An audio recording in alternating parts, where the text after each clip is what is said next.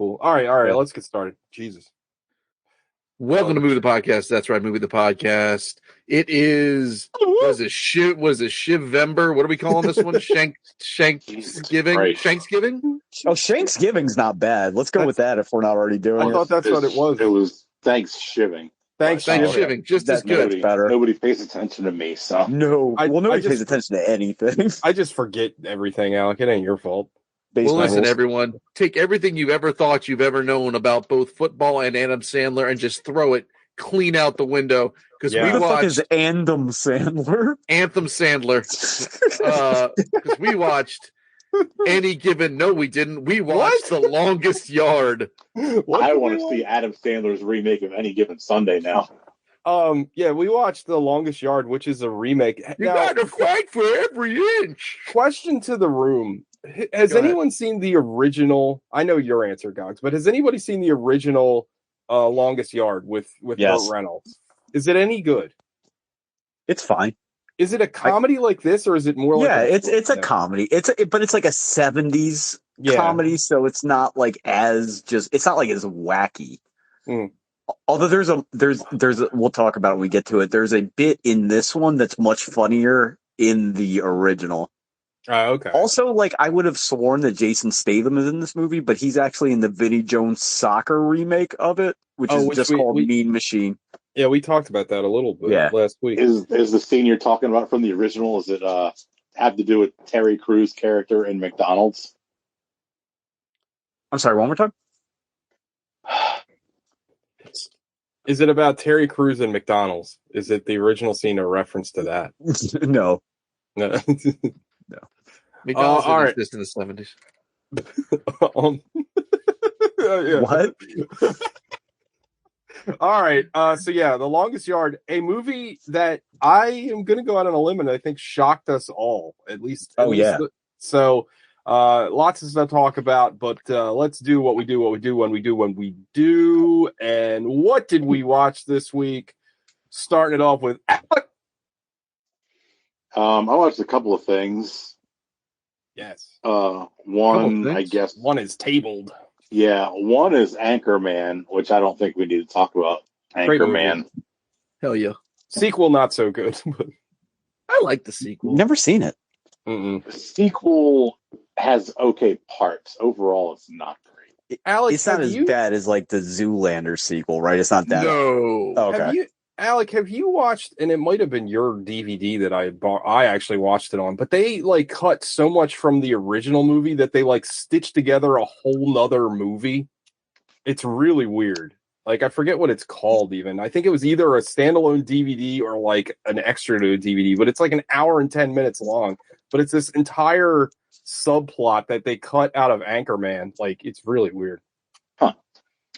I couldn't have sworn that was the case for all those movies back then. There was so much riffing that they had so much extra footage absolutely. that they could make these crazy long like cuts if they wanted to. Is there like a 40-year-old virgin one too? Maybe, but I definitely know there's an Anchorman one because I want to say it was like a standalone DVD, and it's like really weird because it's like almost a completely it's almost like a standalone film. It's really weird, but anyway. Besides, Anchorman's still funny. Yeah, that's a good one. Hell yeah. Watched a documentary last night called God Forbid. It's on Hulu. It's about the Jerry and Rebecca Falwell. Oh, okay.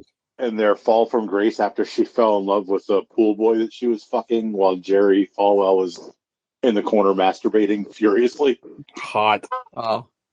I didn't know that happened. I'm gonna watch this immediately. Yeah, that sounds awesome. He was kicked out of the church and everything, and kicked out of Liberty University. Because that's his dad's thing, right? He's the son, right? Yeah, he's the son. Oh yeah. Okay, I remember now. I thought you meant senior. Now that you're talking about I knew about junior. Yeah, because it was on like a Behind the Bastards or something, maybe. Yeah, and Chapo Trap House talks about Jerry Falwell Jr. like all the fucking time because he's such a fucking clown. Alec, what's your favorite televangelist fall from grace? Televangelist fall from grace? Oh, I don't know. They're all great. I wish all of them would fall. Yeah, wait right. for Joel Osteen's. Oh, yeah, fuck that dude. I'm partial to Ted Haggard, the one that the anti-homosexuality televangelist that got caught banging like umpteen male hookers and doing crystal meth. Yeah. Is David Koresh considered a fall from grace for a televangelist? Well, he's not a televangelist. He was on TV. Fair. Was he on TV? I watched him burn alive, so that was. Was he evangelizing? If he wasn't, then we've got some faith issues to discuss. Where did you watch this, Alex? It's on Hulu. I'll have to check it out. Yeah, it was pretty good. Like most documentaries, there's points where it kind of meanders away from the point. You're kind of like, okay, let's focus back up. But overall, I thought it was good. Very intriguing. It really focuses on the boy. And his his experiences with them. And it's fucking wild. But is he a legit boy? Was he like a minor? No, he was like 20. Okay. He was a young boy.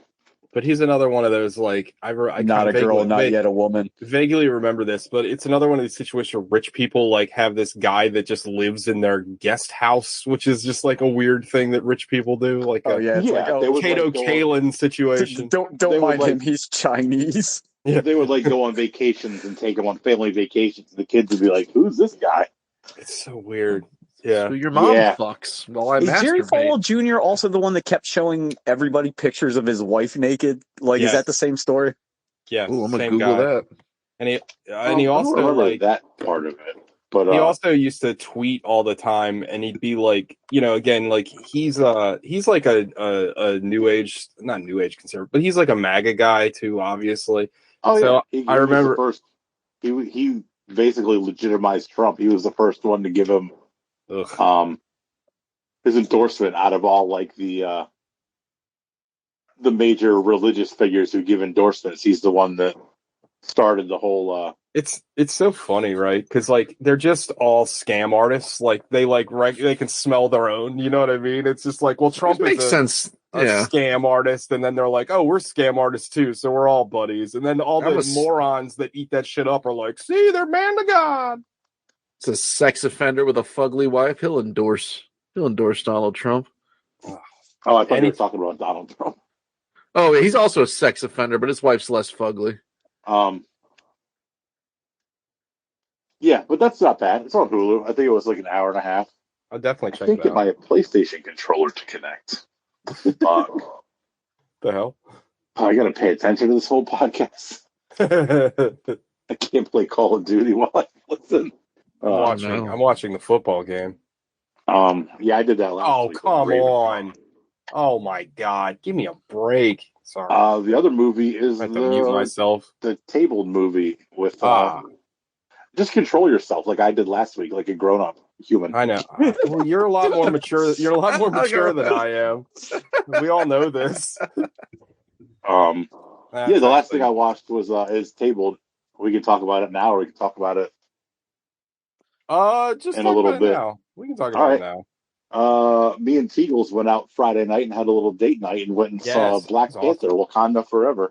And real quick, before you get into the movie, the place that we saw the movie is like super cool. It's called Flagship Cinemas, and it's like a completely independent movie theater, which is just cool in and of itself. Like, it's neat to see a theater, to go to a theater, and when they do like the credit roll, there's not like ads for AMC and Maria Menounos and all that stuff. Like they don't have that. Like, it's actually kind of weird because there's no real preamble when they show credits, because they're just rolling them as people are walking into the movie. Like when the movie started, I was like, is this the movie? Because I'm so conditioned to how, it is when you go to like an AMC or the movie starts.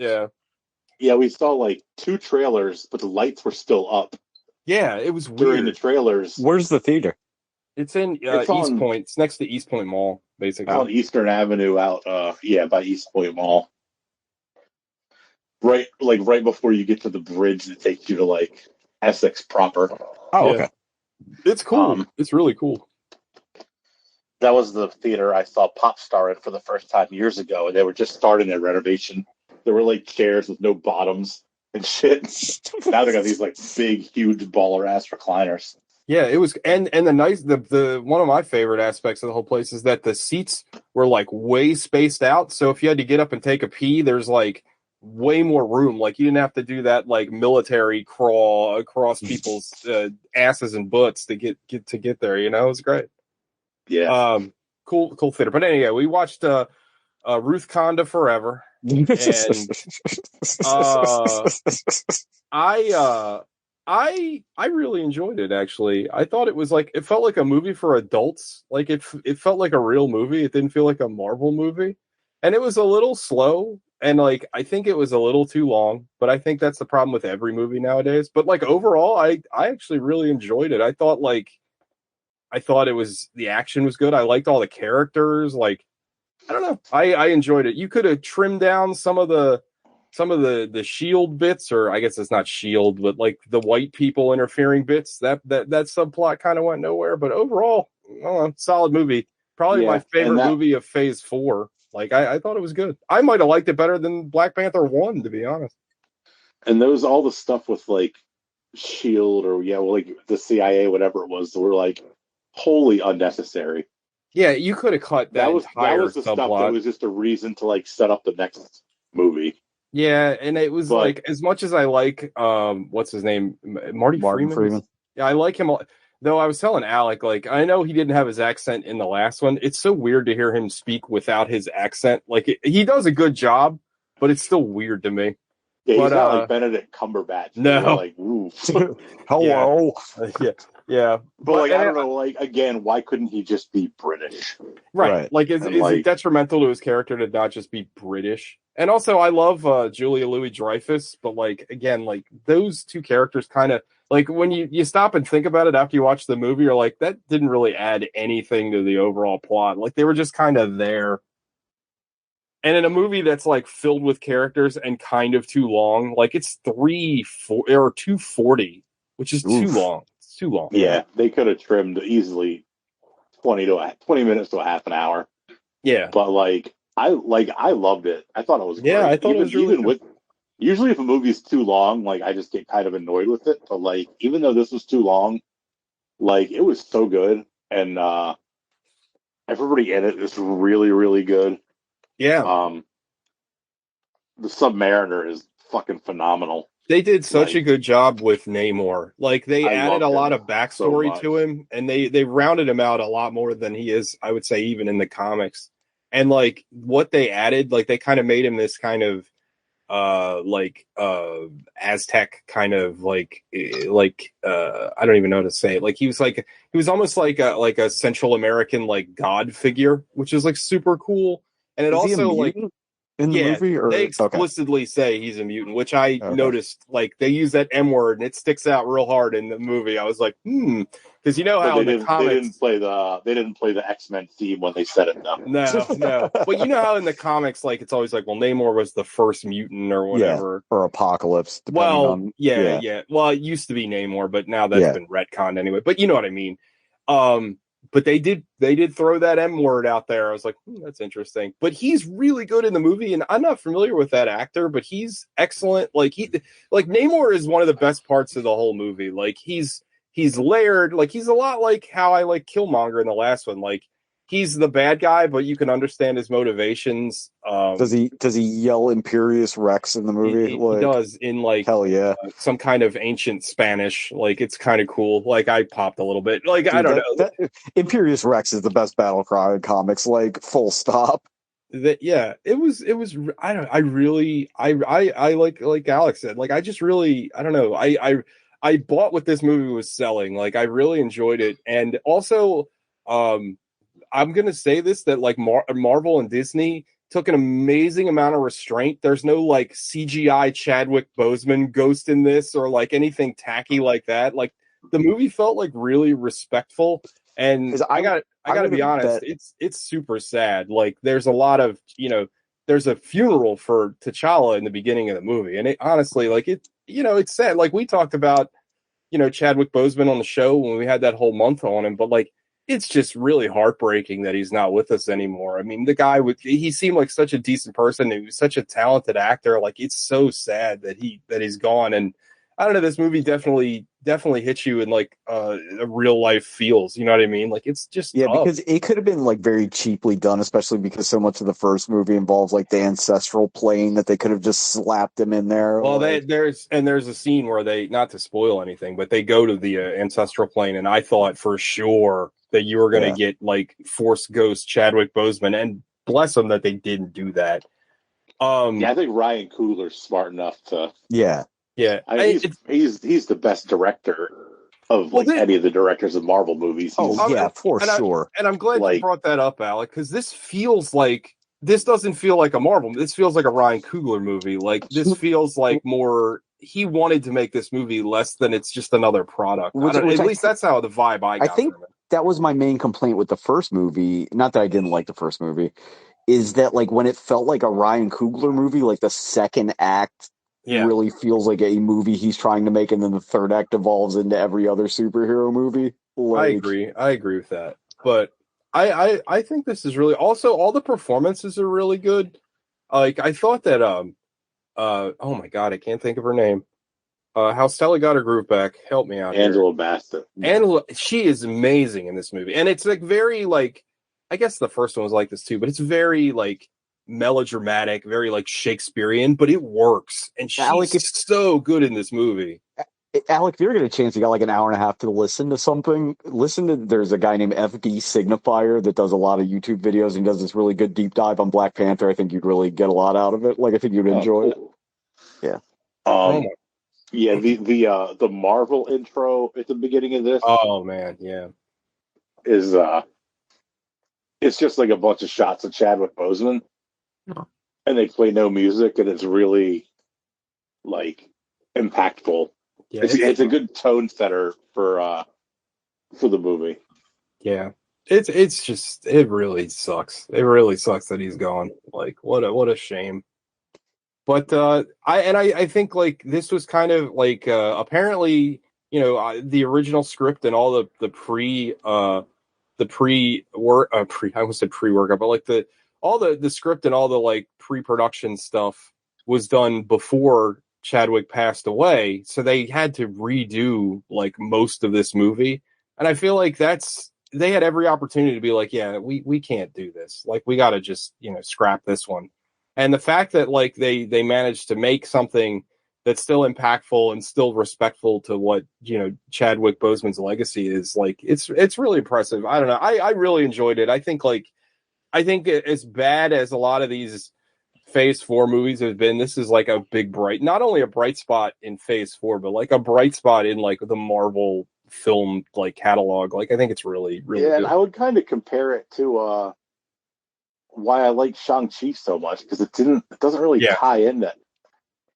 Like, it ties in with a little bit with the CIA stuff, but they're not just referencing Sokovia and agreed, the Snap and all this. Like, there's a few mentions of it, but like, it's about Wakanda and Taltaclan. Yeah, whatever the underwater nation is called. I don't, Alec, you would know better than me, but I always thought, wasn't Namor always from Atlantis? Like, from Atlantis typically, right? I guess Aquaman's in Atlantis. Yeah, Atlantis probably copyrighted or something. Justice League beat him to it, or Aquaman beat him to it. But like, I kind of like this better with all like the like Mesoamerican. Yeah, that's the word. Influence. Mesoamerican. It was really so cool. Also, they call him like awesome. the serpent god. And like, his name in the movie is, what is it? I can't think of it. What's child in Spanish? Nino? Nino, hijo. El Nino sin amor, the child without love. And that's why they call him Namor. That's fucking metal. It's fucking awesome. And I was like, that is way better than just having a stupid name like Namor. Is there a spoiler to like why those two nations is that where they get Namor from? Because it's Sin No More? Like, is it just like a okay? Yeah. Okay. What are you saying, Gogs? Like, would it be a big spoiler to say like what puts these two nations like up to a head, like between like why Namor comes to? Yeah. I wouldn't say this. Like, basically, the countries of the world, like, this is kind of picking up where Black Panther left off.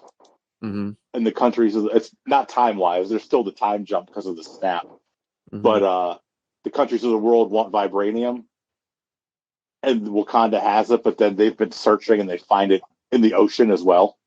Oh, I got it. Okay.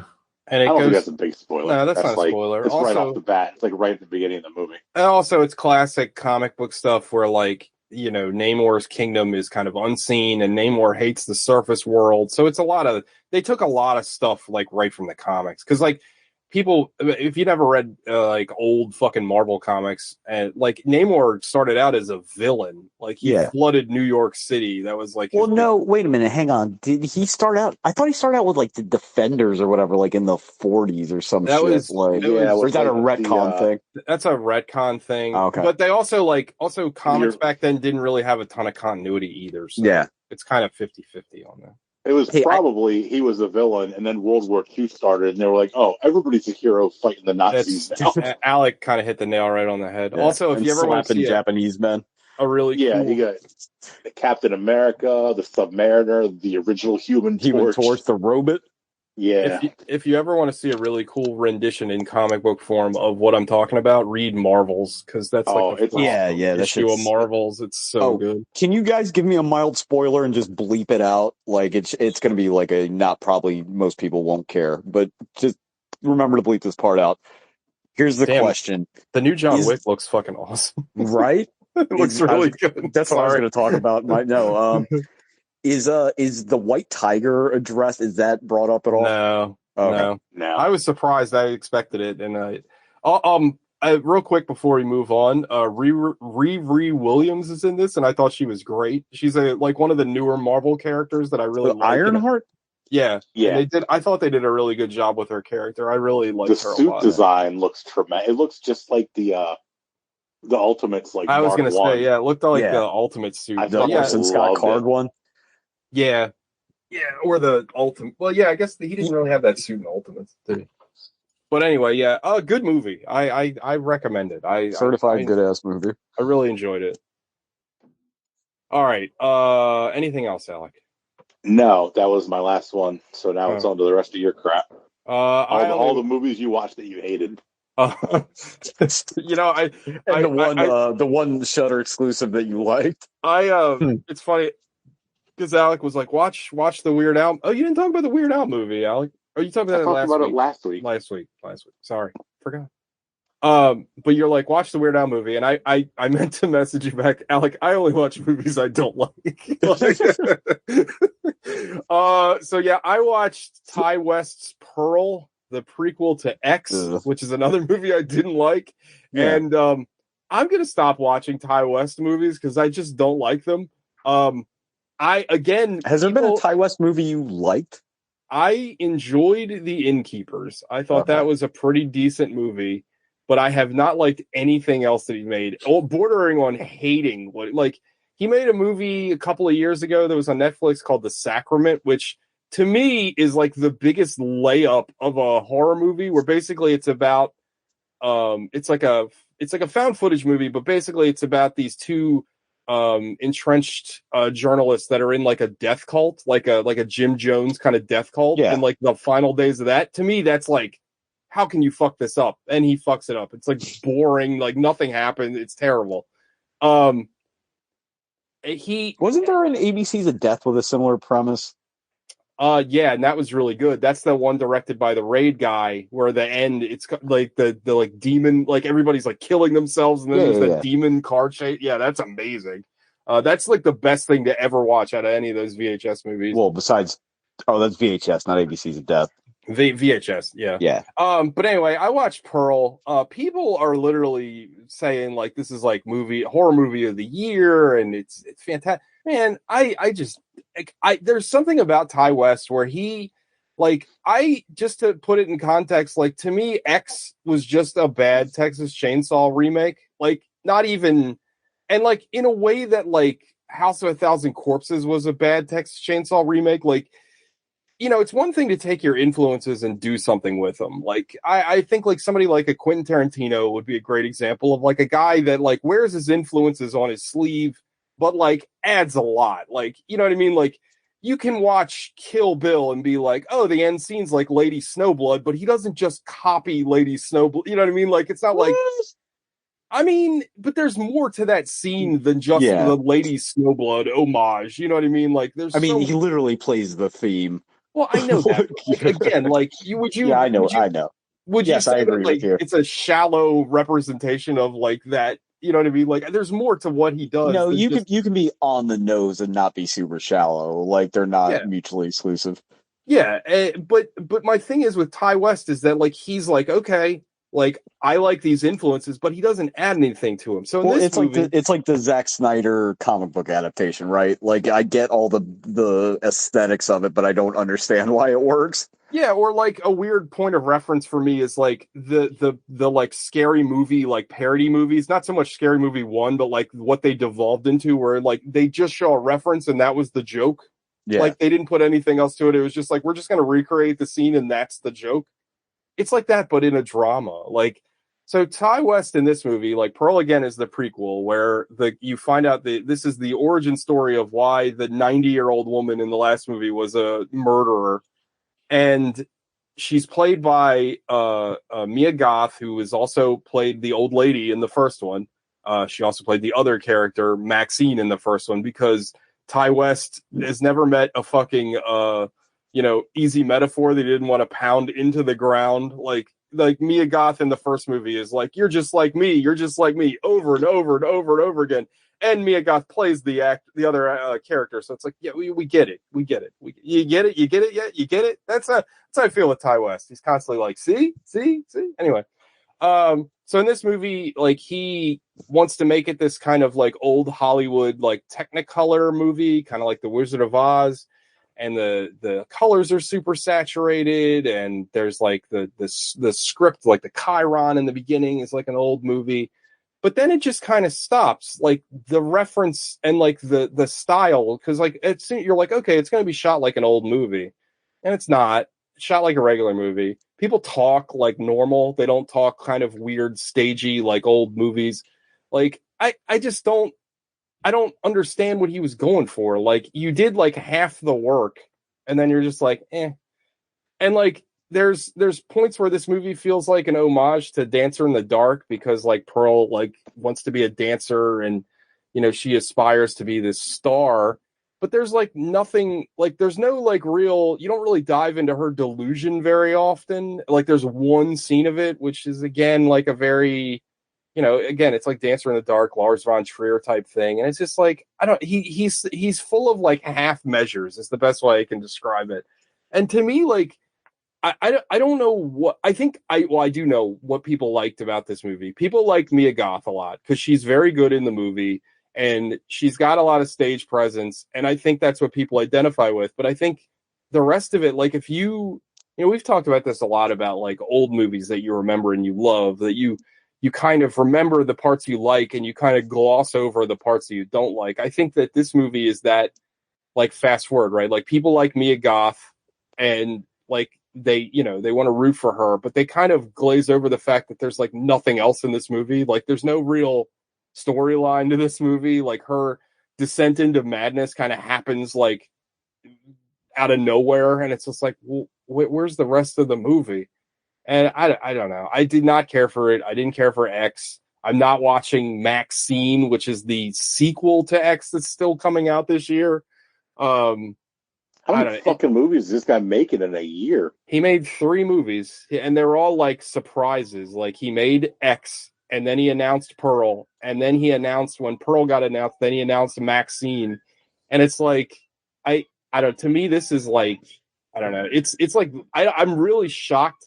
This is one of those movies where, like, when it gets further released, when it's easier to see like everywhere, I think like the opinion of this movie is going to shift a little bit. But I don't know. I don't understand the just undying love for this movie. I thought it was very, very mediocre to bad. And yeah, that's all I watched. I didn't watch anything else. So, Sean. I watched the John Wick 4 trailer. Super pumped. Oh my God. I wasn't going to be. Yeah, it looks really good. Although I'm concerned after the two of our reactions to the last John Wick. I did not like the last one. I know, neither did Alec. I know I was very hurt in the theater with him and Stacy watching it. This one looks better, but yeah. I still stand by my critique of that last one. It's just nothing. Like, it should have ended. Like, it was I don't know. It felt like they were just pushing it should have been fucking insane. Yeah. And if you want to start a new trilogy or something after that, yeah, fine. I'm fine with that. I didn't need that same story to keep going. Like, if you want to close it out and then start something new, great. Like, it's like he's great in that role, and those movies are all good. I'm at the point with that series now where I can't grade it objectively, which leads into the next trailer I watched for Creed 3, which I'm also incredibly pumped it looks so good, yeah. I cannot wait for that fucking movie. That dude Sylvester Stallone is very hurt.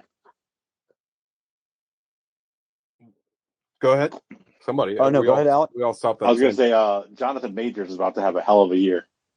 Yeah, that's a few years. That's the guy that playing Kang, right? Yeah. Oh, he is. That dude is a beef wagon. God. Yeah. It's crazy because, like, you know, Donnie's a heavyweight, but like this guy's like 3 times his size. Like, he is massive. He was good in Lovecraft Country, but that show was not very good. But he was good in that Harder They Fall movie, but that movie was movie was not great either. All right. They need to just make a Fry Takayama movie. Like, that's what I want to see. I would watch that. And then the only thing I watched that wasn't sports was there's a mini-series documentary on Netflix called Killer Sally about this weightlifting couple where the wife kills the husband. Holy shit. Bodybuilders. But, like, it's supposed to be serious, but, like, their late 80s, early 90s weightlifting drip is so distracting. Like, I couldn't even watch it correctly. Oh. I thought it was going to be funny because, like, weightlifting people are inherently hilarious. Like, it is hilarious too. What was that one guy I sent you, the fat fucking Larry or whatever? Yeah. Like the Del Rey Misfits. Yeah, those guys are amazing. This dude is wearing a fucking, like, I don't even know what you would call it. It's almost like a halter top, tank top, but it goes above his nipples. Dude, you need to that's the, like, you work out, you need to adopt like that, the old 80s like workout drip, like Gold's Gym. Like she gets arrested, right? And she's doing the interview, but all I can think of is like this bitch is wearing like a David Byrne sweatsuit. She looks like Hans and Franz, like with like she's so muscular, like it's like so distracting. And it's not like the best document because like, you know, Making a Murderer, there's always like some twist or something like, I didn't see that coming. But this is like, you know where it's going, and there's nothing like super compelling about the end of it. It's like 3 episodes, and like, it just didn't do anything for me. And like, I'm normally a sucker for those true crime documentary series, or like the one where the guy's like he fucked their whole family. Like that one was fun. You know, they made like I forget what streaming service it's on, but there's a dramatic show based on that one. I can't remember the name of the original documentary or the name of this show, but it's the one where that guy like was like, "Oh, your friend needs a blowjob, so I helped him out." Like I kidnapped your daughter twice. Speaking of like Kevin Smith type ideas, did you know there's a series on Netflix now based on that last blockbuster? Like they've turned that into a show. It's bad. We've been watching it. Oh, have you? Oh, it's not very funny. Yeah. Wait, is it like it's a comedic series, or it's just like they're following it into the ground? It's like a sitcom. Oh, that sounds unnecessary. Yeah, it's not very good, and it's a shame because it's got JB Smoove in it. Yeah, JB Smoove is in it. Melissa Fumero is in it, and why am I blanking on the Asian guy's name? What else? He plays Jimmy Woo in the Marvel movie. What's his name? He's great. I can't think of his name. He is great. I don't know why I'm from The Interview. It's Ken Park. No, is that his name? Randall Park. No, Ken Park. Ken Park is the Harvey Clark movie. It's not very funny. No, Ken the Park pre-roll was terrible. I mean, it would be funnier if it was anyway. But that's all I watched. Gobbles. I only watched one thing. It ended up being a double up Adam Sandler week for me because I ended up showing people who hadn't seen it before uncut gems, and I just still absolutely love that movie. I absolutely love Kevin Garnett in that movie. That movie is such a fucking pressure cooker, and just watching him make terrible decisions, it's so good. That movie's just so goddamn good, and it remains so goddamn good.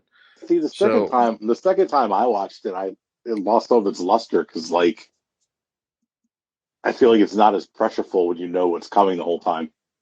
I don't know. I still it's like whenever I watch Braveheart and I think this time he's gonna live.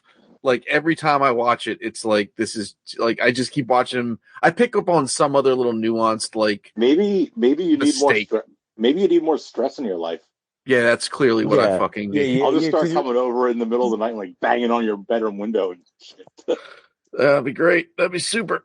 Really get the stress levels going. Actually, you remind me. We finished Only Murders in the Building today. I'm 3 episodes. I got 3 episodes left. Oh, I thought you were done. I thought you told me you guys burned through it all. No. We ripped through the first season. Liz and I are like trying to synchronize swatches and get on a schedule to finish like these last 3 episodes. But yeah, I'm loving. Are you happy with how the season ended? I'm enjoying it so far. I'm happy. So shit the bed. The back 9 is much better than the front 9.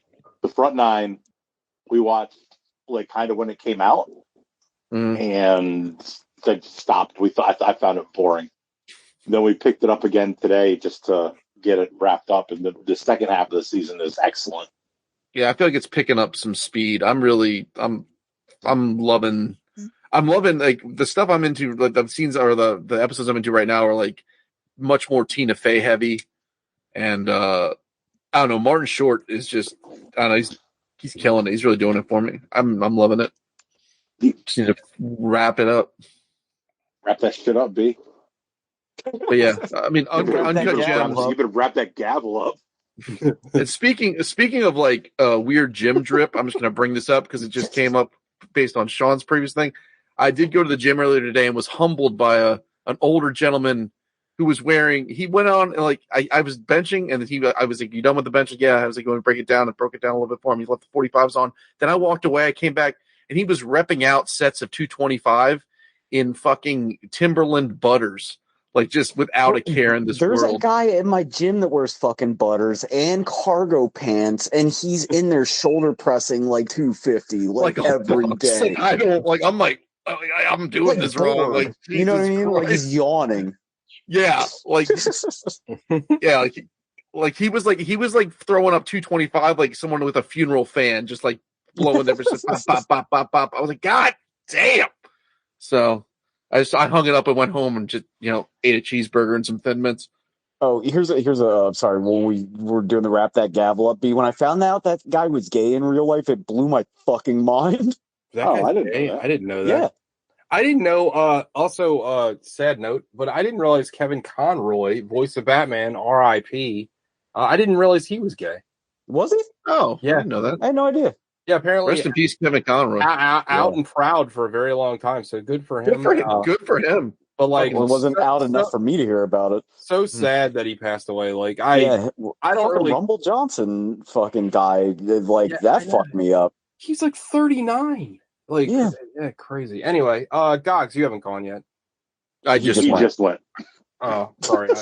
Jesus Christ. Basement rules. All right, well then let's talk about this movie. Gogs, what happened in A Longest Yard? The Longest Yard. The movie opens with. Why do I keep doing that? I said Wizard of Oz the other day. Why do I keep adding like 80s? The Longest Yard. What are you guys doing? Playing the Nintendo? Right. Yeah. You're winning, son. The movie opens to Courtney Cox's just tremendous rap. My God, it's good. So first of all. This movie automatically, whatever happened, it got a points bump because where did those things come from? They look. I don't know. This is Pete Cox right here. This is absolute Pete. Lord. So she's in there. She's out. She's posting like some sort of like. This does continue the Adam Sandler trend of having like the hottest like love interests. Like all of his movies. cast anyone else. Doesn't make sense. Yeah, but at least in this scenario, he is a former NFL Celebrity, MVP, and not just a dental floss salesman or whatever. And also an amateur golf enthusiast. Let's just put it out on Front Street. There is no in this entire film. It's amazing. It's a very restrained Adam Sandler, much like Uncut Gems. It's weird. Like Sean just brought up Pixels, and like every other Adam Sandler movie we watch, not only is Adam Sandler very Adam. It's funny that I said dental floss salesman, which is not at all his job, but you knew exactly what I was thinking. Exactly what you're talking about. But like Adam Sandler and I guess he is kind of in this too, but like he's always like the best ever at anything. Like, you know what I mean? He's a Barry Sue or whatever. Yeah. And in this Gary movie, Sue. like, he's kind of shitty. Like, you know what I mean? Like he was an MVP, but like he's like flawed, which is nice. You know what I mean? Like it's nice that he's like, and obviously like not to get too deep into this kind of silly movie, but his character flaw has like affected his life. Like he's not living his best life because he's living, he's living with the guilt of what he did. You know what I mean? Like, he's like a real asshole. Yeah. Anyway, so she's having a party to promote her business, whatever that might be, and then she comes up to see him eating Lay's chips in their bedroom, and she wants him to put on a sailor costume. So he's like, "Yeah, honey, I snuck some sneaky clothes into your closet. Go check it out." And then he locks her and her fabulous breasts into the closet. And then he takes her Bentley out for a spin. Fabulous breasts. And he's whipping it around L.A., like doing a real OJ about it. And then on his own accord decides to destroy this Bentley in like crisscross crash Hot Wheels style mash 'em up with every police cruiser in whatever precinct this is. Well, that's after he gets pulled over by Dan Patrick. I have a question, Ree. How big is Dan Patrick? Because he looks fucking enormous in this movie. Yeah, I think that other guy's really tiny too. Next to him. But yeah, Dan Patrick's fun in this. Actually, this movie is chock-a-block full of just people you don't expect. I feel like Dan Patrick has been in a ton of Adam Sandler movies. Yeah, he's been in a bunch, like just in little cameo roles. Yeah, he's probably listed as a producer on a bunch of them. This movie is much like Tekken Cross Street Fighter. This is like an MTV cross WWE Films production, with the amount of wrestlers that show up in this movie. Yeah, Dan Patrick is 6'3", just in. Also, like, I don't know if you guys had that like same reaction I had when the MTV Moon Man came out. I'm like, oh no, this isn't good. They never made any good movies. That's precisely what it said to TJ. I was like, is this an MTV film? And he's like, uh-oh. Yeah. Election is good. Yeah. So. Was Election an MTV film? I believe so. Wasn't the first Jackass? That movie's fucked up. Was Jackass an MTV film? I would imagine, because Jackass was an MTV show. I don't think it's an MTV Films film. Like, it was like Joe's Apartment or whatever the fuck. Oh, with Jerry O'Connell and all the roaches? Yeah. Monkey Bone wasn't an MTV film, was it? I don't know. We'll do MTV January 1 year. Yeah. MTV, M stands for May. So now, if we count the Beavis and Butthead movies, they were pretty good too. Okay. So Paul Crewe has disabled many a police car. Somehow he's still alive just due to the pliability of alcohol in the human body. And then he gets sent to court and here's where I'm a little confused about what happened. Is he going to court? So they ship his ass to Texas. And is that because he violated his federal point shaving conviction? That was the thing, because they definitely say federal prison, which I was like, what? But yeah, I guess he's under like a RICO Act fucking. It was never proven. But then the warden says he pulled strings to get him there. So you can't pull strings to get someone extradited to a different state to be in your prison. I don't know. Right, but they said federal, so who knows? So we're going to say he's in federal prison now. So they send his ass to Allenville Federal Prison, home of the rootinest, shootinest football team and all of the Federal Prison Football League. They had 8 championships several years ago. Not no more, they don't. And you get to see Fichtner in a movie because Fichtner and Fichtner's the fucking man, and so is James Cromwell. You got just James two great Cromwell characters with the best American accent you've ever heard. I love James Cromwell, but this accent is not strong. You get two amazing character actors. You get a guy dressed up like Colonel Sanders. Hold on. Is James Cromwell not American? I thought he was American. Are you serious? I swear to God. I could have sworn he was American. He's not. No. He's either British or Irish. Well, was because he passed away, but R.I.P. The real one. Yeah, he was really good. Oh my God, I love Babe. Babe is such a good movie. Babe 2 might be better. Pig in the City. Hell he thinks he's Babe 2. Babe 2, Pig in the City. That's the one where the pig learns basketball. Anyway, so now we are at this federal prison. We need a penalty box. We're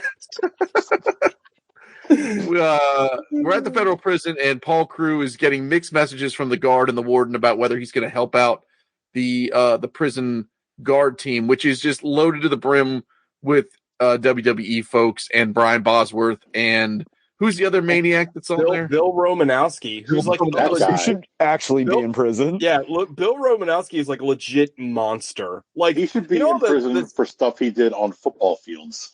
You know all the shit that they do in this movie where they're like hurting people at practice? Like he did that in real life. Yeah.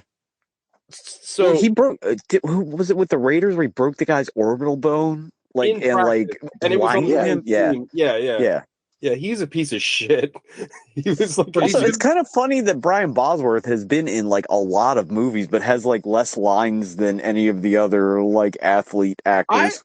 I thought it was weird. Like I said this to Gogs, like this came out in like the early 2000s, and I thought it was weird that like you had both Goldberg and Steve Austin in this movie, but it was kind of underplayed. Like I didn't even know they were in this movie, and I'm like, they were still pretty big at that point. Well, I love how Steve Austin is in A Time to Kill. Like he's in a totally different movie than everybody else. A little bit more of that later.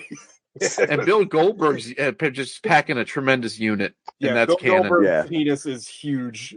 His canon is canon. So I like that. That's a runner. Like that they just keep going with it. Yeah. They gave him a fucking cup that looks like a fender from an '86 Ford. Like it's monstrous. So now, anyway, now you get introduced to Caretaker in what is as close to Happy Madison doing a remake of Shawshank Redemption as you're ever going to get. Because Chris Rock's character, Caretaker, befriends Adam Sandler's character, shows him the ropes, and explains, whatever you need, I can get, which is exactly what Red told Andy Dufresne. I do appreciate that this movie does not dick around to get to where it's going at all. No, it moves at a clip. Mm-mm. I would say within 15 minutes of the first line, Adam Sandler is assembling a football team. Yeah. I will say that one of the big pluses of this movie is it does not mess around. Like it's at a very good pace. Like it moves very fast. It actually benefits from being a remake, I think, quite a bit. Like they didn't have to do a whole lot. Adam Sandler seems kind of lazy. It's like, we'll just do what they did in the other movie. Yeah, I agree with that. So Adam Sandler talks the warden into having. So now, was this a concession in the original movie, Sean?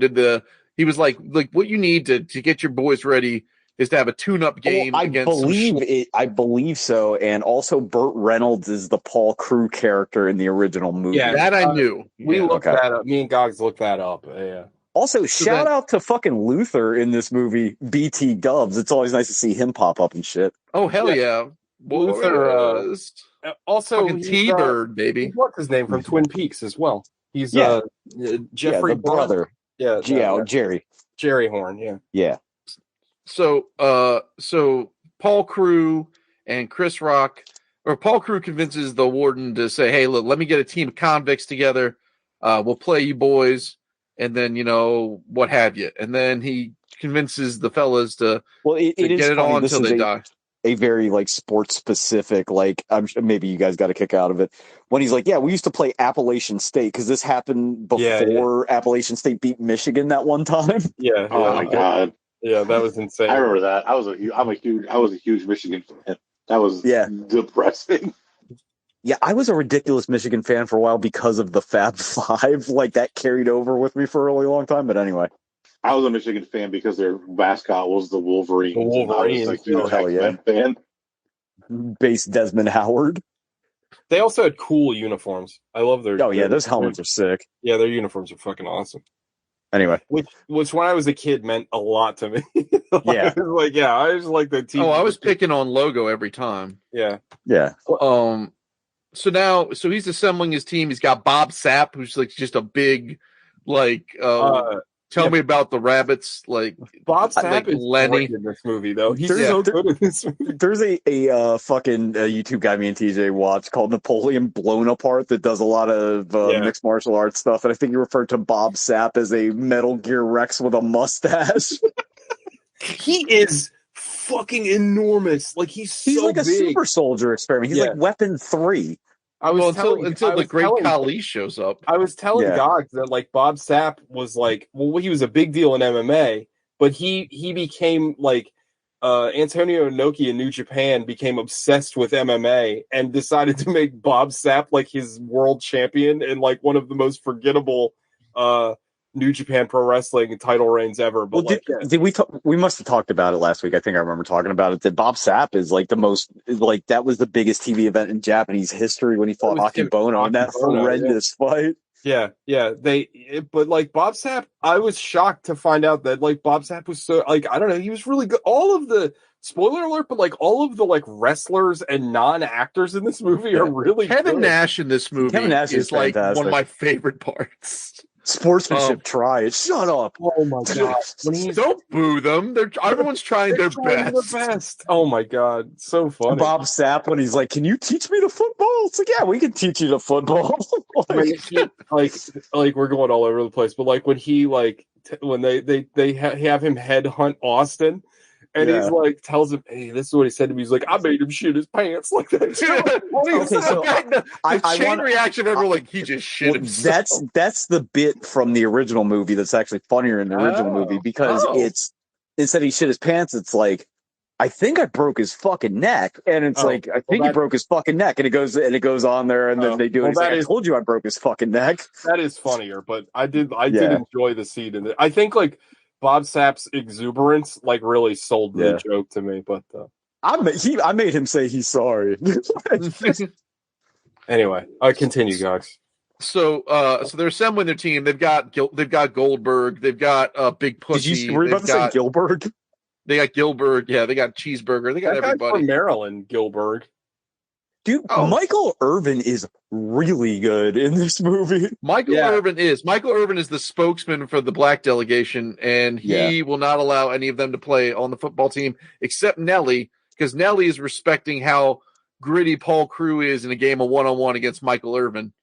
Michael Irvin is a dirty cheat. Also true. He keeps fouling Paul Crewe the whole time, and then when Paul Crewe finally gets the win, he calls it phantom foul on him. That's bullshit. Yeah. Well, Paul Crewe is like in Tua Tagovailoaville at this point because he's already been beaten about the head and face with a nightstick several times and taken I don't know how many elbows to the grill from Michael Irvin.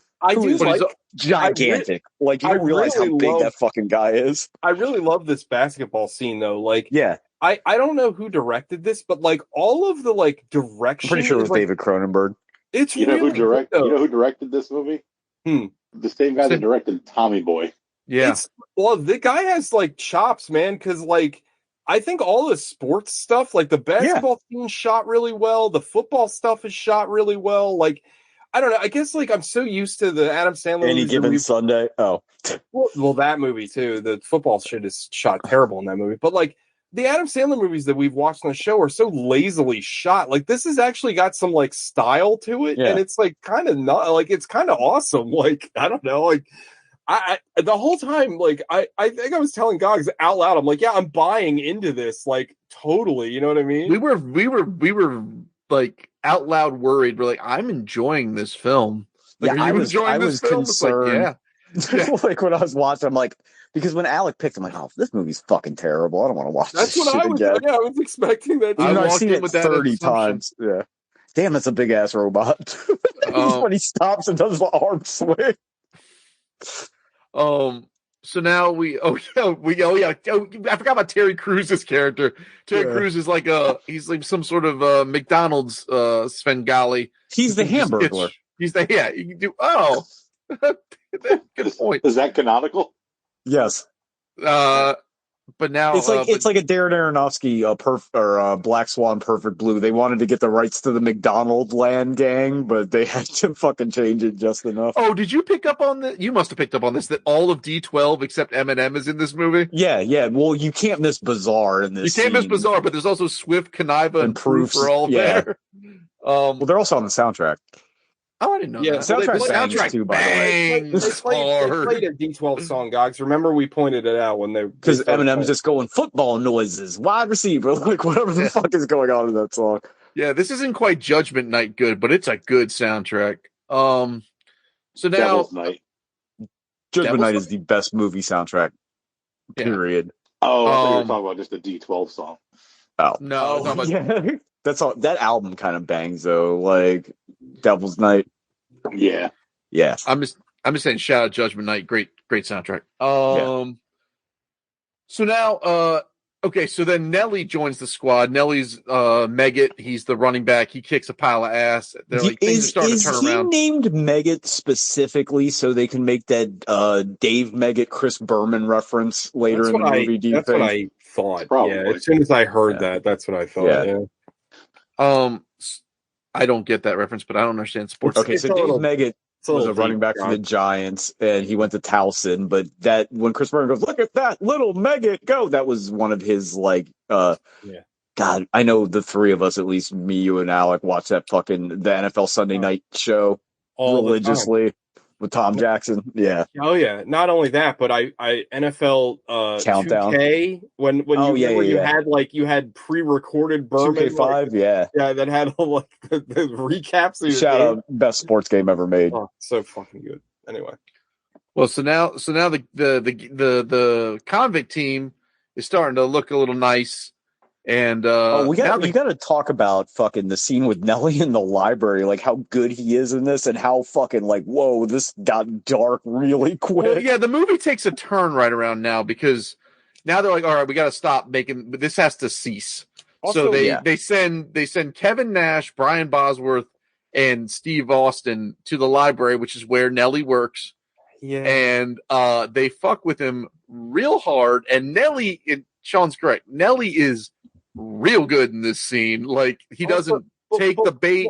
Why did Austin drops 3 hard ends? Why did it have to be Austin with the 3? Couldn't Bill Romanowski say the 3 hard ends? They probably had to stop him from saying it.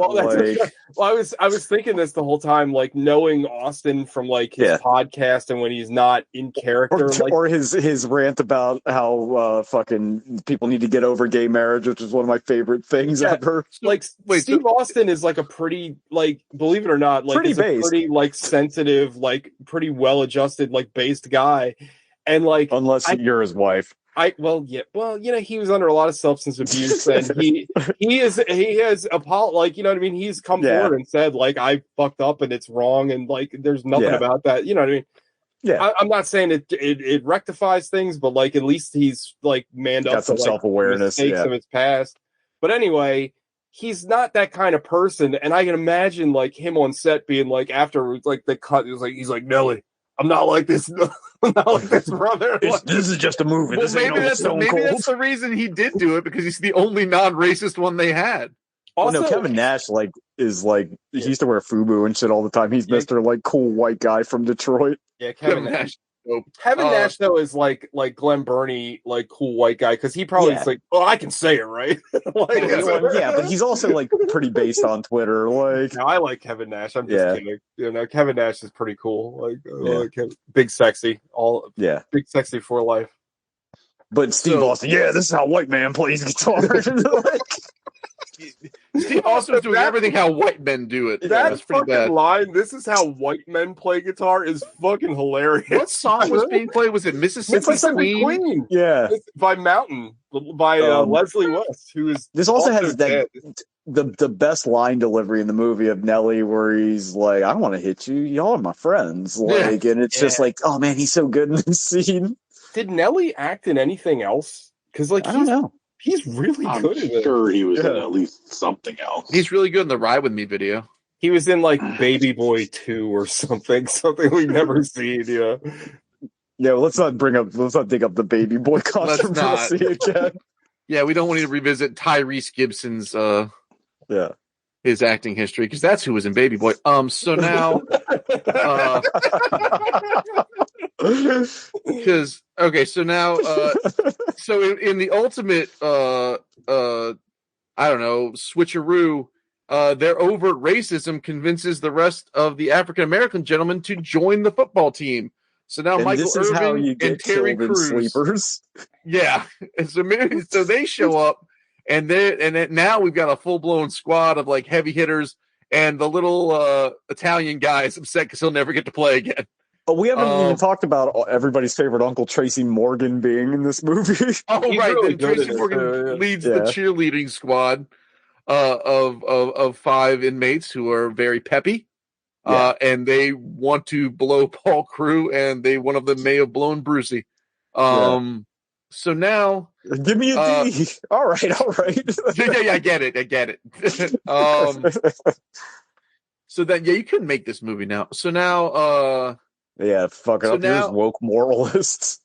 So Luther has been feeding info to the warden about what's going on with the prisoners, and like when he walks in, he's like, "Oh, you guys got Halo 2? I didn't even know that was out I like yet." that. Yeah, that was funny. So the warden effectively puts a hit out on Paul Crew by means of arsonist, and then as a result, this ends up with Caretaker getting killed because he was in Paul Crew's cell when it happened. And if you take a step back and think about the logistics of this scene, Chris Rock gets lit on fire and then locked in a prison cell until he is burned to death. It is dark. Yeah. Like, the next scene's not them visiting him in the hospital, like, we're going to win one for you, Caretaker. The next scene is them, they don't even ship his body back home to Caretaker's family. They just bury him at the prison. And I thought once you died, you got to go home. But I guess not. I guess you got to finish your time. And they don't show it, but they do that reverse shot of them trying to yank the cell open. Yeah. It's the reaction of them is terrifying. Yeah. So now, and you actually, and to this film's credit, you actually care about Caretaker as a person, as a character. So him dying actually, carries some weight. I mean, take a shot every time I say it. So, Chris Rock is really good in this too. I really liked all the performance. I don't think there's a weak performance in this whole movie. I don't care for Nick Turturro a whole lot in this movie. Which one's Nick Turturro? Is that Nick Turturro? Brucey? The one. Brucey, Brucey. I don't know. He's kind of funny. The stuff where they're constantly saying he fucked Tracy Morgan and he's denying it it's funny to me. I don't know. It's problematic. I love they send him in to kick the ball at the end because he thinks they'll just do a good job. It comes back because he does it earlier. So now somehow ESPN2 has picked up this game, and we're going to play this at a high school stadium that is better than most Division II college football arenas. You know what, Gogs? I had my problems with this when we were watching the movie, but then I thought ESPN2 broadcast that weird fake game last year where it was some it was high school, fake high school against basically a semi-pro team, and they beat them 140-0. Can I briefly? So who knows? Go ahead. Can I briefly talk about the scene that I could not stop laughing? It is a 2-second cutaway gag, but this guy should have won an Academy Award for best extra ever. Where they just pan to the crowd and the guy just goes, "I didn't do it." And he says, I could not stop fucking laughing. That was fantastic. Yeah, that was very fun. I've skipped over something tremendous. So as they're prepping for the game, they're getting their new uniforms. They're getting sneaked into the prison, and they're practicing. They're putting pranks on the guard. Like Kevin Nash is now on estrogen. Yeah. And they go to they get into the files. They find out who's got broken bones where, what guards have what problems to know what the target. And then they get their game film. And to get their game film, Adam Sandler has to have a private photo shoot with Cloris Leachman, comedic goddess Cloris Leachman, who is wonderful in this movie. Dude, God that fucking makeup is something else. And I don't know how they snuck another camera into her office to watch this happen, but the fallout when they're watching the game film was pretty great. So now we're at the game, and then it cuts to Brucey and Tracy Morgan. Yeah. Their rendezvous. So actually, let's talk about this for half a second. So Adam Sandler gets bushwhacked by this secondary video of him, being a pretty boy for Cloris Leachman. Oh, also they're watching Short Circuit, by the way. Short Circuit. But like he had the Brucey movie loaded in the chamber, just waiting for Brucey to fucking shoot his mouth off about something. Like he just had that ready to go, like apropos of nothing. This poor Brucey guy, God bless him. So now we're at the game. Chris Berman's there, and he's there with Babyface Bob, who doesn't say anything until I think the second half. And the game's going well. Well, no, that's not going well. They're down. The inmates are immediately down 2 scores. They get their shit together. Oh, well, the refs are calling not a square game. So then Adam Sandler hits the head ref in the penis twice on 2 consecutive plays with just absolute darts. And that seems to get the guy in check and let him call the rest of the game fair. So now the inmates battle back. We go into the half tied up. And then the warden explains to Paul Crewe that he is going to hang Caretaker's murder on him if he doesn't throw the game. So now we're right back to old Paul Crewe, the point shaver, because that's what he's known for. He shaved points. Also, in the lore of this movie, literally everyone on Earth has bet on that particular football game. No one seemed to bet against him or whatever it was. Everyone's money was on one side. Yeah. And they all lost money on the deal. And everyone's kicking him in the dick or the throat for it, like consistently throughout the entire movie. So one thing we haven't mentioned, guys, Fichtner. I mentioned him earlier, but he's the rival quarterback, and he's excellent in the movie. So good in this movie, and he has like the hero moment, like at the end. He's so. Like, when is Fichtner not good though? Can you name a bad Fichtner? He's always good, but he is he is another, like, we love these guys on Movie the Podcast, but he is a character guy that, like, I guarantee if you threw his face up to, like, or you said his name to 50 people, they wouldn't know who he was. No one knows who William Fichtner is. If you showed his picture, they'd be like, "Oh, I know that." It's the guy from that thing. He's so good in this movie, and he's so good in A Perfect Storm. Oh, yeah. You ever want to see a great Fichtner? Watch Drowning Mona with him and Bette Midler and Danny DeVito. That movie fucking rules. He's really good. He's good in the 3 minutes he's in Dark Knight. Yeah, he's wonderful in that. You know whose fucking bank this is? That is a very Gogs take, though. That is a Batista is the best part of 2049, because like Fichtner is barely, like, Fichtner is in that movie so little. It's like, why did they even cast it in Dark Knight? He's the bank manager. I mean, he is good in it, but like he's in it for remember that time he was Oroku Saki. Yeah. Wait, what? He was Shredder? He was the Shredder in the Ninja Turtles movie. They added him in there for some reason. Yeah, because originally he was just supposed to be a regular ass Japanese man, and they're like, I don't think this test. I didn't know that. Yeah, in the Bay one. In the Bay one. In the Bay one. I thought you meant the original. I was like, wait, the original. I was like, that is not what that was Kevin Nash in the second one. That was the second one. He was super also Shredder. Bob Sapp is returning Movie the Podcast actor. He was in Blood and Bone. He was Hammerman. I looked up his filmography. He's exclusively in prison movies. And Elektra. Yeah. Oh, I forgot we got the great Kali out of like his fucking Hannibal Lecter cell, where he's allowed to go play ping pong like once a month for who knows what he did. And he's the only person they subtitle in this entire movie. Like everything he says. The Great Kylie looks like the Giga Chad if you left him in the microwave too long. I told TJ looks like Mac Tonight from fucking McDonald's commercials. Like his face is like a crescent moon. Yeah, just like Reese Witherspoon. So Reese Witherspoon. So no, she's not as hot. And she is not. Exactly. What's she bench? So now bitch, what do you bench? So now Paul Crews starts throwing the game by literally throwing shit passes. And then the team realizes that everyone's booing him. He fakes a knee injury. They send Brucey in because what they say is, look, we're going to get up 2 comfortable scores, then we're going to coast. Okay, fine. They get up 3 scores.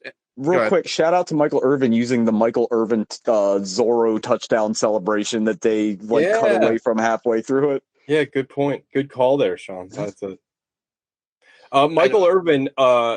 One of the only times I've ever been yelled at when I was a kid because me and Anthony were watching the football game in which Michael Irvin got injured and ended his career, and we were cheering because we're Washington fans. We fucking hate the Cowboys, and I hate Michael Irvin. And we were cheering when he got injured, and Anthony's dad yelled at us and said we shouldn't yell at people for getting hurt. Get some class. And he was right, but we were also right. Michael Irvin also was telling a story one time about how him and Mike Tyson, right after Mike Tyson got out of prison, had a hotel room full of bitches with Terrell Owens, who was so freaked out that they had to send him home in a limousine, but made sure that 2 bitches went with him. That's nice. So that he left Mike Tyson and Michael Irvin in a hotel room with 11 broads. Oh my God. Yeah. Anyway. Oh, Jesus. Well, so now Paul Crews is getting booed and Brucey's getting killed and the guards aren't letting up. They're just piling it on. And pause real quick. How many of you thought that once this was going on that fucking Burt Reynolds was going to be quarterback? Because I thought that's where the movie was leading. I thought that's where it was going to go, but that's not where it went. No. So now Paul Crews, he sees that people wasn't getting Burt Reynolds quarterback for Florida State for real? Yeah, I think he was. I think he was a legit good quarterback. He was I don't think he was a quarterback, but he played. I think he was a running back, but he played. Oh, okay. He did. I think he might have been an All-American. Ooh. Also, we were talking earlier about sad people being dead on screen. It was sad, Burt Reynolds. It was really sad that Burt Reynolds is dead because Burt Reynolds was great. He's really good in this. It was shout out to Hooper, dude. Fucking with the robot with the big tits. Sounds awesome. It is. I like at the end of the movie in the credits they have a credit of Burt Reynolds from Smokey and the Bandit, outtakes. Yeah. Wait, what? Flub his line. Oh, you must not have watched the credits. I did not watch. We did not watch the credits. We watched Chainsaw Man. Yeah. But that was also dope. So now, so Paul Crews all right, fuck it, I'm gonna come back, and he's lost the confidence of his team. So the offensive line keeps letting guys through, and he's getting murderlated. So he's fuck it, I'll do it himself. If he could have done this the whole time, he should have. And he just one man bands it Paul Crews, Lamar Jackson's inspiration. Yeah, I think it was a 4th and 30 quarterback keeper in the 4th quarter, and nobody blocking for him. No one blocking, and he makes it happen. If you could do that the whole time, bro, just do that the whole time, bro. But anyway, so that gets everyone back into the saddle again, and so now we're playing the football. And we get it all. We're getting it all knotted up, and we're moving and grooving. And Meggett gets hurt, and now we need a running back. So they send in the Bandit, and the Bandit. The Bandit comes in on the 2-point conversion, right? No, he goes in for the tie score, the tying score. Yeah, because and then he gets carried off because he hurts himself immediately. Yeah, so he gets he gets in the end zone with no time left on the clock. They set up a 2-point conversion. I forget what play they run. What play do they run? They run that play that the Colts tried to run a few years ago. Thank you, Alec. Thank you. I was trying to think. I was wait a minute. I've seen this. In theory, if you can confuse the defense, is a great play. But the Colts did not confuse the defense, and they just murdered the guy before he could throw the ball. The defense basically stayed in formation. Oh, that's the one where it's Adam Sandler's having an argument on the side? Yeah. No. Yeah. Was that okay? Or no, and then I'm sorry. No, I'm you're about thinking the of touchdown where it's just the center and the quarterback, you and he both are throws mixed it up. out to The touchdown was the one where Adam Sandler acted like he didn't know what the play was. The previous play is the one Alex talking about, where they lined up all on one side. It was like a flying V on the left side, right? Yeah, exactly. Yeah, but isn't that illegal motion if he's walking towards the sideline when they snap the ball?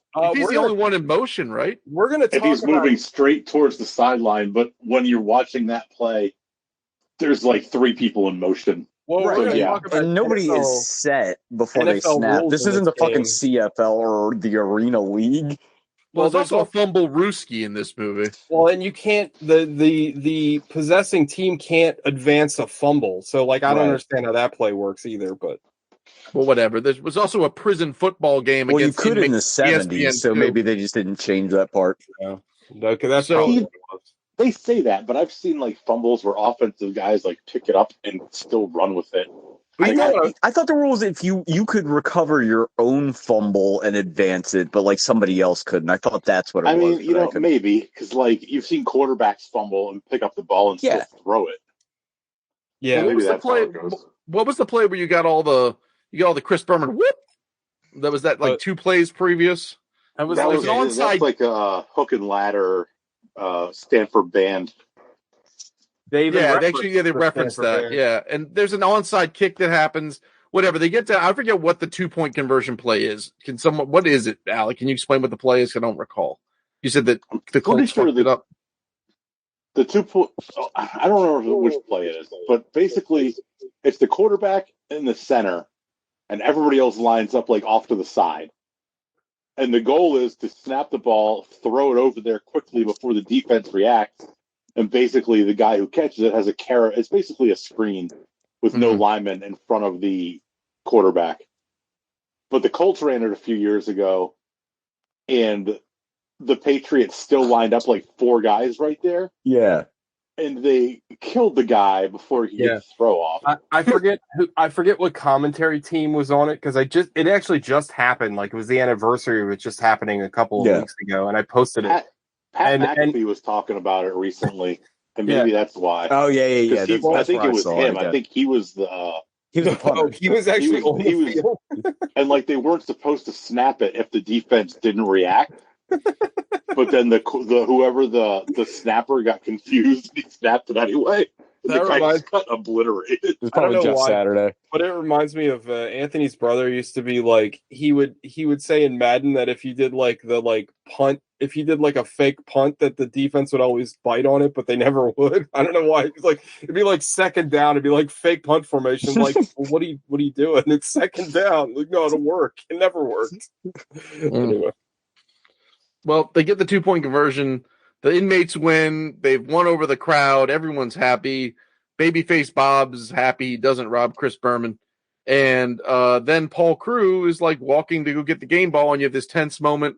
Well, you don't know what he's doing. He's walking away, and they think he's making a run for it. So Cromwell grabs a rifle, hands it to Fichtner, and says, "Blast him." This he's shit is fucking wild, by the way. Like, because I was like, he might get killed right now. Yeah. Like, they killed Chris Rock. Murder this man. Like, and then he gives him the old you got to do your own dirt around here, Lonzo kind of shit. Yeah. So Fichtner doesn't do it. He picks up the ball. Adam Sandler picks up the ball, hands it to the warden, says, shove this up your trophy case or whatever he says. And then they probably had the worst next day in prison of all time. Right? Because they're all still prisoners. Beat to death. Okay, but this movie fucking rocks because, like, I was expecting a little bit of like a epilogue or whatever. Ends. It's over. It's like here comes Nellie's Here Comes the Boom. And a lot of the most aggressively 2005 credits you've ever seen in your life. The credits were like ensconced in barbed wire. Like it was just like streaking across the screen. And that's it. That's the longest yard. Apparently Fichtner's like, I'm not going to say that you're a murderer. And I guess that means that maybe Paul Crewe gets out in 3 years. Who knows? But we got to watch a very good football movie out of it. Yeah. This movie was like a huge hit back in the day when it came out. I remember everyone talking about it. I never watched it because I just assumed it was horrible. Yeah, same. I've seen it a Spoiler. couple times. I was wrong. This is a very enjoyable movie. Young, edgy TJ would have hated it if he saw it just on principle. Probably, yeah. Well, I don't know. I love sports movies. Adult Sean might have hated it on principle if I hadn't watched it again recently, so I can't even fucking... I don't know, maybe, but I do love sports movies. Even young, edgy TJ loves sports movies. But I don't know. It is pretty good. I really... I don't know if it was... I think Gogs coming in with the lowest expectations possible, but I really enjoyed this movie a lot. I think Gogs called it alarmingly competent, which I think is a pretty good description. Although and everybody said it so far, all the non-actors in this movie are strangely very good, and maybe it's a thing because they're all non-actors. It balanced. I don't know why. But what was the movie we watched? Was it He Got Game, where it was the basketball player with Ray Allen, and he was pretty bad, but it rested on his shoulders. Oh, but then Rick Fox was fantastic. Right. Yeah. Was it Rick Fox? Yeah, Rick Fox was in that, right? It's weird how that works. Everyone's good in this movie. Even wrestlers, we have WWE Star where we make fun of a lot of wrestlers acting. Yeah. This movie is primarily wrestlers, and they're all fun. And I would argue that in a lot of cases, being funny is harder than being dramatic. And maybe it's because there were so many of them, they didn't feel as much pressure. Yeah, they're just comfortable. Yeah, Sean said, yeah, I agree. I think maybe that is part of it. It's an Adam Sandler movie.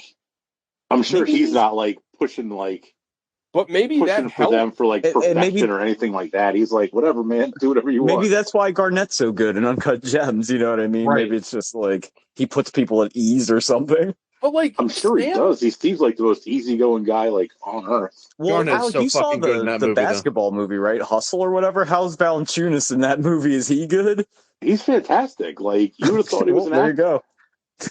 I mean, Sandler is good in this, and I usually can't stand him. But he doesn't feel like Adam Sandler in this movie. Well, I think I don't remember if you or Alec that brought it up. That he doesn't have that oh, I'm still the best and I'm better than everybody. It's just he's a shithead, but you empathize with him more than he's not an aspirational shithead. In every other movie. In this movie, he's been humbled. Yeah, he's Mia again. Exactly. It's Mia Copa. The end of the bit about listen, I was in bad with some worse people. I threw the game. I did it. I felt I thought about killing myself afterwards. It's genuine. His character, and his character doesn't want to do any of this shit. He doesn't want to be a part of it. He's kind of thrust into it. It's very reluctant. He literally says 10 times at the beginning, I want to do my 3 years and just keep my head down and be done. It is crazy, though, that he's in a point-shaving scandal as the NFL MVP. How much money is he gambling that, he can't cover shit? Yeah, well, I mean, I don't know. Look at, somebody like Michael Jordan. You know what I mean? God only knows what happened. You know what I mean? He had a huge gambling problem. Well, they cashed out on his dad. Allegedly. Yeah, there you go. I mean... I took that personally. It's just very weird, that Adam Sandler is where I don't know. I feel like this is a movie he cared about, and it shows. Where is this level of effort? I think he just likes sports. He does. And that's why he gets hat-tricks and everything. And you put him in a sports movie. Sport. Yeah, you put him in a movie where he gets to react to sports. He's great in Uncut Gems. We've already talked about it. He's great in Hustle. He's good in this. I kind of want to watch Bulletproof because I don't think he gets very Adam Sandler-y in Bulletproof. He's great in The Waterboy. Yep, great in The Waterboy. I mean, out of the Adam Sandler-y movies, Waterboy is one of the better ones. And Billy Madison. Yeah. And Billy Madison. Yeah, I'm a Happy Gilmore guy myself. I don't know if I feel like I've never actually seen Happy Gilmore. Oh, I'm a big fan of that. Chubbs Peterson. I'll have to watch it. That's got the guy from Requiem. Oh, that's what I meant. Happy Gilmore. I'm sorry. That's the golf one is the one I was talking about, not Billy Madison. Yeah, Billy Madison's a little insufferable. Billy Madison, what to touch the hay? That's the most Adam Sandler-y of all of them. It does have but I was that a great stupid bit kid where it's when like, I watched that movie. yeah, So like that is the worst answer anyone has ever given to anything, and we are all stupider for yeah, having heard that's it. Like- hilarious. And what's her Shampoo name? better. Nudie Magazine Day. Sonya Blade is in that movie, and she's like very attractive. She did a lot for me in my That younger years. Veronica Vaughn. You know what I'm talking about, Gogs. She was in Last Action Hero. Yeah. And she was Sonya in Mortal Kombat. Yeah. 2? Oh. Or no, she was in the first. Bridget Oh, Wilson. yeah. Yeah, Bridget something or other. Yeah, I know what you're talking about. But anywho, that's the longest yard. I'm gonna We've go ahead done and it. say it, man. Like one of the this is like one of the biggest shocks of the year. Alex said it in the text analog outside of the show, but this is for me anyway, and I'm pretty sure I speak for the room. This is another Dark Shadows where like I went into this going, oh fuck, this is gonna be awful, and then I loved it. Like Dark Shadows, I will defend that movie, and I can't stand Tim Burton or Johnny Depp. Yeah. Also Miss Me with Helena Bonham Carter too. Johnny Depp is a guy that like aged like 40 years in like 20 minutes. I don't know if you guys seen pictures of him lately. Like he went like in the trial, he looked like Johnny Depp, but now he looks like 800. Like he looks like Mickey Rourke's dad. Like what is pact with Satan like expire? What happened? Like he looks like awful now. But anyway, somebody finally got rid of that portrait he had in the attic. Right, exactly. But like Dark Shadows is a movie that I still to this day people like talk to me about. I'm like, dude, you got to watch it. It's funny as hell. It's a ton of fun. Yeah, it's so good, and everybody hated it. Now this is the opposite because people love this movie, but I just assumed I was going to hate it, and I loved it. I loved every minute of it. It was quick. It was funny. It felt like a throwback to kind of like I said to Gogs when we watched this, like this felt kind of like the same kind of vibe as like a Major League. Yeah. Like it's that kind of movie where it's not like, quite as heady as a Major League 2. No, it's not as good as Major League 1 either, but like it's still good. But anyway, let's get into Five Knuckle Shuffles. I feel like we don't have anything outside of scores that we want to talk about. Is there? No. Alec. Well, actually, real quick, Nelly. This is the only movie Nelly ever did. That's holy shit. That's a shame. Like his IMDb is hard to go through because there's so many music videos on there. Videos, yeah. But this is the only movie I could really find on there that he made, and like he's done some TV shows and like some episodes and arcs on some TV shows, but no other movies, which is kind of surprising. He was probably too busy coming all that time to be in anything because like that guy was getting it for sure. 1,000%. I also didn't realize how like Nelly's my height. Like I thought Nelly was a bigger dude. That's what he wants you to think. Yeah. I need to get on stage by himself. I need to get shot like Nelly music videos because I always thought he was like a big dude, and he's a Gogsman.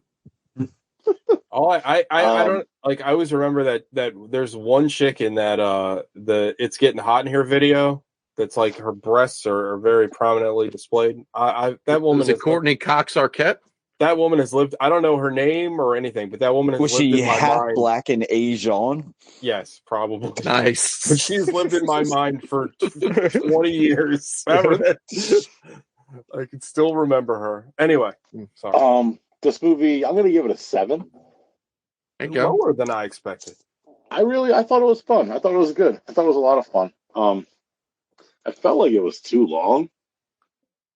Like a little bit. I honestly didn't even notice. Like it's almost 2 hours. So yeah, this movie could have been trimmed down some. I guess probably some of the training montages, maybe. Yeah. The mudslide. There's scene, kind of like a repeat of the training montages a little much. Like I agree with you on there. Like they have the training montages, but then they have like a montage for each progression of talent they have instead of just one montage for all of the training. So they have a montage where they're all bad, then a montage where they're okay, then a montage when they're good. So you don't need so many montages, man. Terry McLaurin deserves to be on the a better word montage is starting to lose all meaning to me. I love montages though. So do I. It's one of my favorite ways to train. I also love that. I love that South Park. It's gonna be a montage. Well, I mean, I think we all love the movie that's exclusively montages, Rocky IV. Yeah, it's an hour and a half of montages. It's great. Yeah, that was kind of wild watching that on the show and realizing that the entire movie was a montage. But this movie is fun. Like it's better than I remember thinking it was fine, but it's better than I remember. And like everybody said, everybody's good at it. Like Kevin Nash is legit, like great at it. Yeah. It probably would have maybe got another bump a point or two if Adam Sandler seemed to give any kind of shit, like at all. But I guess maybe that's part of his charm as the character. I thought that was kind of how he was playing it. I didn't think that was him. But he's also kind of like Oh, there he went. We lost Alec. Uh-oh. We'll get him back. His headset might have died. Got a snare in his headphones. We'll give him the floor when he comes back. Gogs. I'm also going to give it a 7. And I enjoyed it a lot. It's as good as Repo Men, and it's. I expected this to be a 2 or a 3, so the fact that it's this far north of a 5 is still shocking to me. Gotta let him in. Someone outside of Gogs Corp wants in. Got to admit. Somebody's knocking on the door. I let him in. Where'd he go? Let me in. Bill Gates, Donald Trump, let me in. So I thought it was a lot of fun. The football scenes are great. Like the montage scenes are great. Like Adam Sandler's good in it. Chris Rock's good in it. Fichtner's good in it. It's like a wave. It's one of the best Happy Madison movies I could have imagined. But back to Alec. I forget what I was even rambling about. You're saying how like Sandler was kind of checked out. Yeah, I would say he was checked out, and like the character itself was checked out. But also, I don't know how much you heard. I don't know what happened, but they're in the cafeteria scene. Like Fichtner goes to brain him, and he just catches his prison baton in midair. Yeah, like he's like Superman. Like I don't know that anybody could do that without getting broken bones in their hand. Like, that would have shattered your hand. Well, maybe it's like a Brazil thing where it all takes place in his mind palace after he's beaten half to death in the first 5 minutes of the movie. Oh, maybe. TJ made that joke. Takes place over like 5 seconds real time. Yeah. TJ made that joke like he died in that car crash, and the rest of this is just his brain dying. Yeah, like it's insane. Like, how is he not dead? Like that is like absurd. Like I appreciate like the Jacob's ladder, what they wanted to do, but like the actual sequence is fucking absurd. It sounded like Gogs was talking when it came back on, so Gogs. He gave it a 7 as well. I also gave it a 7. I thought it was a lot of fun, but it was way better than I expected. I've never seen it before. I like it when Adam Sandler doesn't Adam Sandler it up too much, and everyone else in the movie. The supporting cast is great, especially all the wrestlers were surprisingly competent. So, and it's well shot. It's a fun movie. Like, I don't know if I'm going to need to revisit it much. I don't think I will, but it's not what I expected. This is like a reprieve from, it's like the governor called. You're not getting executed. Like, I thought this was going to be a real bad movie, and it turned out to be just fine. So, yeah, TJ. It's actually one of the rare times I'm going to give a higher score than Alec on him. This is an 8 for me. I really enjoyed this movie a lot. I thought it was funny, and we've watched a lot of comedies where the comedy has kind of died and it fell flat. But I don't know, maybe it's my lizard brain and like some of the kind of, I don't know, problematic humor that this movie has, but I laughed. Like, well, I think it's one of those rare cases where like the jokes on the page are not funny, but the deliveries are all very good. Yeah. I totally agree. But I really like this movie a lot, and I thought that it was funny. I thought that it was, it's interesting that Alex said it's too long, because I felt like it was like incredibly well paced. Like, I felt like this movie moved at a clip. Again, like I said it earlier, but like Major League comes to mind. Like that's another movie that like sets up its premise and just goes. And that's how this felt. Like I don't know. Like I think I'm more surprised than anything, but I understand why people really like this movie and why. I mean, obviously Adam Sandler was already a huge star by the time this movie came out, but this definitely propelled his stardom even more because people refer to this movie a lot when it came out.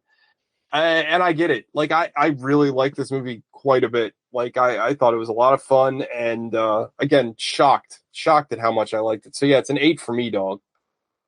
So I pass the mic to who's left, Sean. Yeah. Mm-hmm. I almost want to give it an 8 just because my expectations were like dog shit low.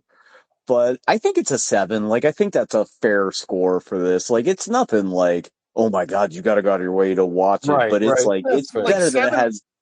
Yeah, like, I feel like 7's like, it's good, but I'm probably not going to revisit it very often. Yeah.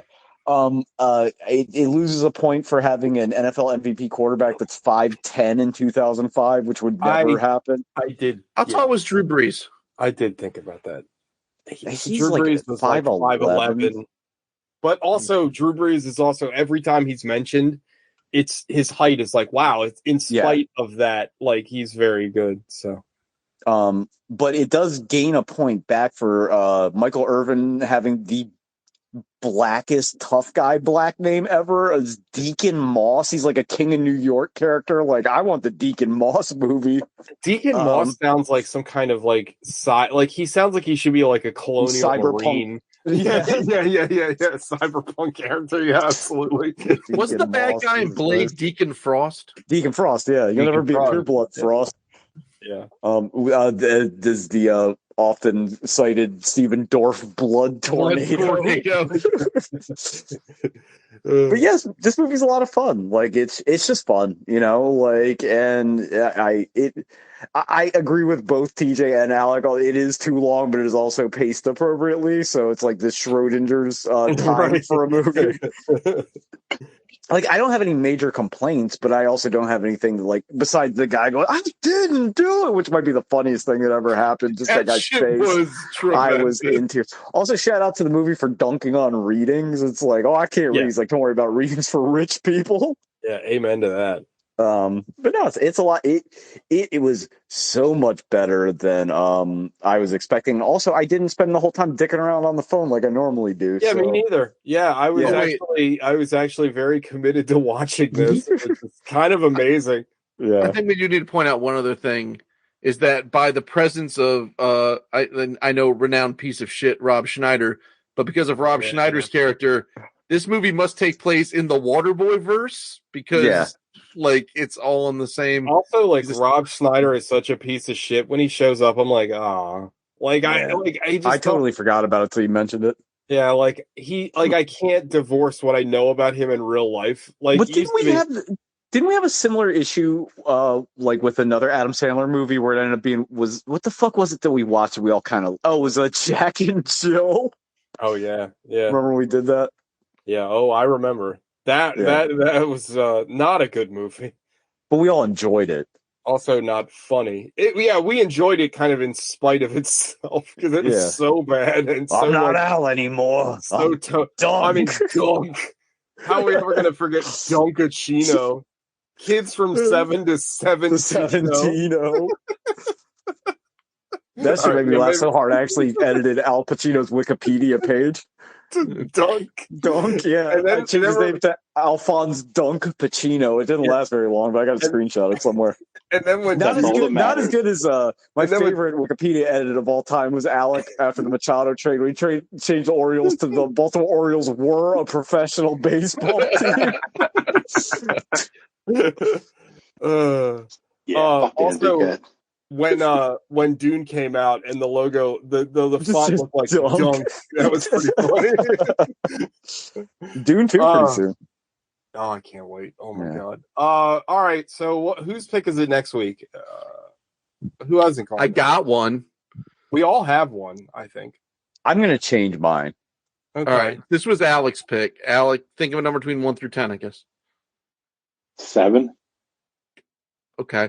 I was going to have you. Wait a I was minute, were we almost supposed to guessing. guess? Yeah, never mind. I picked I was 7. going to say 7, so now I win. I don't know what to do. Sean picked 7 first. What do you got, Sean? I don't remember what it's called, but I think it's called Penitentiary. It's some prison fighting movie or one of the shoot fighter movies that takes place in a prison. But I'll text you guys. It's going to be some prison fighting karate movie.